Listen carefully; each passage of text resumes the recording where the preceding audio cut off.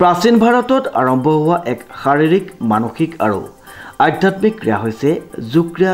দৈহিক মানসিক আৰু আধ্যাত্মিক দিশক সাঙুৰি লোৱা ভাৰতীয় পৰম্পৰাগতমূলক ৰীতিয়েই হৈছে যোগাসন বা যোগবিদ্যা বা যোগাভ্যাস। বৰ্তমান নৱপ্ৰজন্মই গ্ৰীষ্মবন্ধৰ সময়ছোৱাত ৰাজ্যৰ বিভিন্ন প্ৰশিক্ষণ শিবিৰত অংশগ্ৰহণ কৰা পৰিলক্ষিত হৈছে।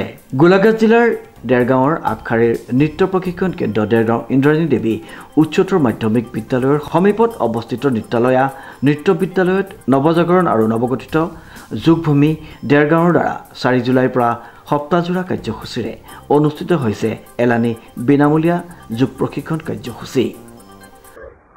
নৱজাগৰণৰ উদ্যোগত এইবাৰ গোলাঘাট জিলাত মুঠতে 50টা দিন যোগাসন আৰু অন্যান্য যোগা প্ৰশিক্ষণৰ আমি ব্যৱস্থা লৈছোঁ। NRLে দায়িত্বটো বহন কৰিছে অৰ্থনৈতিক, আৰু নৱজাগৰণ হ'ল যোৰহাটৰ এটা অনুষ্ঠান 2012 চনত প্ৰতিষ্ঠিত। তেতিয়াৰ পৰা আমি যোগাসনৰ বিষয়ে আমি বিভিন্ন জেগাত প্ৰচাৰ কৰি আছোঁ। আৰু আমি যেতিয়া যোগা শিকাওঁ দেখিছোঁ যে যোগা সাধাৰণতে তলৰ শ্ৰেণীৰ মানুহে বৰ অৰ্থনৈতিকভাৱে সচ্ছল নহয়, কিন্তু তেওঁলোকৰ মাজতে প্ৰয়োজনীয়তা বেছি। সেইকাৰণে আমি 12 চনৰ পৰা আমি কোনো মাচুল নোহোৱাকৈ ল'ৰা ছোৱালীবিলাকক যোগাসন শিকাই আছোঁ। এই শিকাওঁতে এতিয়া আমি যিহেতু খুব ভাল ধৰণে তাৰমানে আমাৰ উদ্দেশ্যটো হ'ল আমাৰ নতুন প্ৰজন্মক, আজিৰ শিশু কাইলৈ নাগৰিক বুলি কয়, তেওঁলোকৰ বাবে বা কাম কৰি থকাৰ বাবে আমাক বিভিন্ন ব্যক্তিয়েও অনুষ্ঠানত বিভিন্ন ধৰণে সহায় কৰিছে। ঠিকেই কথা। আমি যে যোগাসন অকল যোগাসন বুলিয়েই নহয়, যোগা আৰু যোগাসনৰ পাৰ্থক্য আছে। যোগাসনটো যোগাৰ ভিতৰৰ এটা অংশহে। আমি আসন শিকাওঁ, আসনৰ পিছত প্ৰাণায়ামৰ পিছত আকৌ মেডিটেশ্যন শিকোৱা হয়। যিবিলাক ল'ৰা ছোৱালীয়ে মেডিটেশ্যন দৈনিক কৰে, আমাৰ ভাৰতীয় পৰম্পৰাত মেডিটেশ্যনটো আছিলেই, এতিয়া অলপমান কিছুমানে এৰিছে। আমি যে গোসাঁই ঘৰত প্ৰাৰ্থনা কৰোঁ, সেইটো এটা মেডিটেশ্যনে। ভগৱান বিশ্বাস হ'ল মগজুৰ ব্যায়াম। এতিয়া ইয়াতো আমি মেডিটেশ্যনৰ বিভিন্ন কথা শিকাওঁ।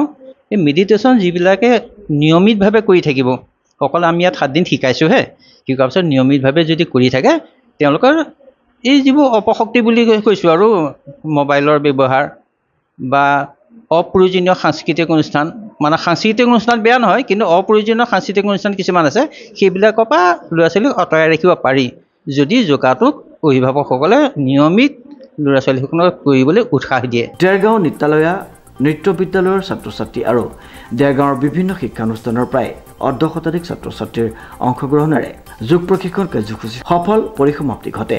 মহান অভিভাৱকসকলৰ যথেষ্ট প্ৰচেষ্টাত অনুষ্ঠিত হোৱা যোগ প্ৰশিক্ষণ কাৰ্যসূচীত নৃত্যালয়া আৰু যোগভূমিৰ প্ৰশিক্ষক পূৰবী দত্ত মুখ্য প্ৰশিক্ষক হিচাপে উপস্থিত আছিল। লগতে সামৰণি অনুষ্ঠানত সমল ব্যক্তি হিচাপে উপস্থিত থাকে বিশিষ্ট যোগ প্ৰশিক্ষক অচ্যুত কাশ্যপ। নুমলীগড় শোধনাগাৰৰ এটা CSR পদক্ষেপৰ বাবে উঠি অহা নৱপ্ৰজন্মই মোবাইল ফোনৰ দৰে কৃত্ৰিম পৃথিৱীৰ পৰা আঁতৰি এনেধৰণৰ কাৰ্যসূচীত অংশ লোৱা দেখা গৈছে। আগন্তুক দিনত নুমলীগড় শোধনাগাৰৰ সহযোগত এনেধৰণৰ কাৰ্যসূচী অনুষ্ঠিত হোৱাৰ আশা প্ৰকাশ কৰে ছাত্ৰ ছাত্ৰীসকলৰ লগতে অভিভাৱকসকলে। আচলতে যোৰহাটৰ যোগ সাংস্কৃতিক প্ৰশিক্ষণ অনুষ্ঠান নৱজাগৰণৰ উদ্যোগত আমাৰ যি নতুনকৈ নৃত্যালয়ৰ সহযোগত এটি যোগ প্ৰশিক্ষণ কেন্দ্ৰ মুকলি কৰা হৈছে। নাম দিয়া হৈছে যোগভূমি। এই যোগভূমিতে 7 দিনীয়া আমাৰ প্ৰশিক্ষণ দি থকা হৈছিলে। এই প্ৰশিক্ষণৰ আজি শেষৰটি দিন, 7 দিনীয়া প্ৰশিক্ষণ হৈ আছিলে। এই প্ৰশিক্ষণৰ আজি শেষৰটি দিন আছিলে। এই শেষৰটি দিনৰ পিছত আৰু 2 মাহ ছাত্ৰ ছাত্ৰীসকলক ঘৰতে অনুশীলন কৰিবলৈ দিয়া হ'ব। আৰু এই অনুশীলনৰ শেষত এই এসপ্তাহে যি উপস্থিতিৰ তালিকা আছিলে, সেই উপস্থিতিৰ তালিকাৰ ওপৰত ভিত্তি কৰি আৰু তেওঁলোকে ঘৰত কোনে কিমান ভালদৰে অনুশীলন কৰিলে তাৰ ওপৰত ভিত্তি কৰি পেলাই কেইজনমান ইয়াৰ পৰা প্ৰশিক্ষাৰ্থী নিৰ্বাচিত কৰা হ'ব।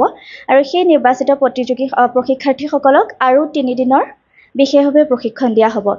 এই প্ৰশিক্ষণৰ অন্তত 3 দিনৰ বিশেষ প্ৰশিক্ষণৰ অন্তত গোলাঘাটৰ 4টা ব্লকত আমাৰ যিকেইটা শিবিৰ হৈ আছে, সেই গোটেইকেইটা শিবিৰৰ মাজত এটি ক্লজিং চেৰিমনি হ'ব। সেই চেৰিমনিতে আমাৰ ইয়াৰ পৰা নিৰ্বাচিত হৈ যোৱা প্ৰত্যেকগৰাকী প্ৰশিক্ষাৰ্থীক একোখনকৈ য়োগা মেট উপহাৰ স্বৰূপে দিয়া হ'ব।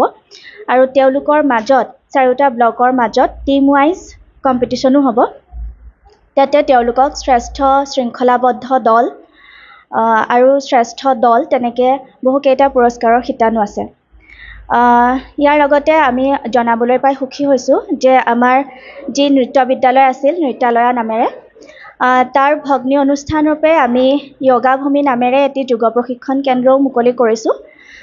এই কেন্দ্ৰটিত শিশু পুৰুষ মহিলা সকলোৱে প্ৰশিক্ষণ গ্ৰহণ কৰিব পাৰিব। আশা কৰোঁ সকলো ৰাইজে আমাৰ এই প্ৰচেষ্টাক আদৰি ল'ব। ধন্যবাদ। আজি এসপ্তাহ ধৰি আমি এই যোগভূমিৰ লগত জড়িত হৈ আছোঁ। আজি শেষৰটো দিন আমাৰ। আমি ৰাতিপুৱাই আহোঁ ইয়ালৈ প্ৰায় 7:30-8টা বজাত।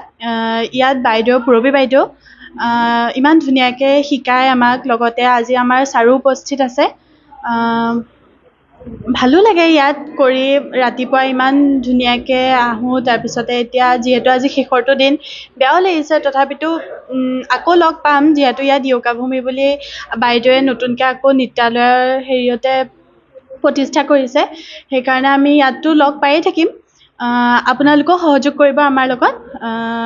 ধন্যবাদ। গৰম বন্ধৰ সময়ছোৱাত আমি এই যোগৰ লগত জড়িত হৈ আছিলোঁ। এই এসপ্তাহে আমাক যিসকল ছাৰ বাইদেৱে প্ৰশিক্ষণ দিছিলে তেওঁলোকলৈ ধন্যবাদ জ্ঞাপন কৰিছোঁ। লগতে এই যোগৰ লগত আৰু যিমান মানুহ জড়িত হৈছিলে সকলোকে ধন্যবাদ জনাইছোঁ। নৃত্যালয়ৰ যি যোগভূমিৰ উদ্যোগত, যোগভূমিত আৰু নৱজাগৰণৰ উদ্যোগত এটা খুব ইতিবাচক পদক্ষেপ লোৱা দেখা গৈছে। প্ৰাচীন ভাৰতৰ যিটো যোগ ক্ৰিয়া, সেই যোগৰ এটা এসপ্তাহৰ বিনামূলীয়া প্ৰশিক্ষণ শিবিৰ ইয়াতে অনুষ্ঠিত কৰিছে। আমি খুব অতিশয় আনন্দিত হৈছোঁ। আজিৰ যুগত ল'ৰা ছোৱালীবিলাক মোবাইল বা সেই ধৰণৰ আন বস্তুবিলাকত ব্যস্ত হৈ থকাৰ সময়ত আমি এটা আধ্যাত্মিক পৰিৱেশত ছাত্ৰ ছাত্ৰীসকলক আমাৰ সন্তানবিলাকক প্ৰশিক্ষণ দিয়াবলৈ পাই আমি সুখী হৈছোঁ।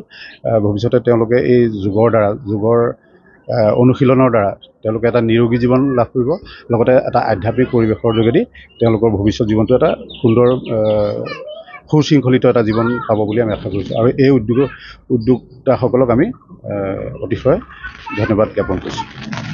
দেৰগাঁৱৰ পৰা নৱজ্যোতি ভৰালীৰ ৰিপৰ্ট, নিউজ নাও।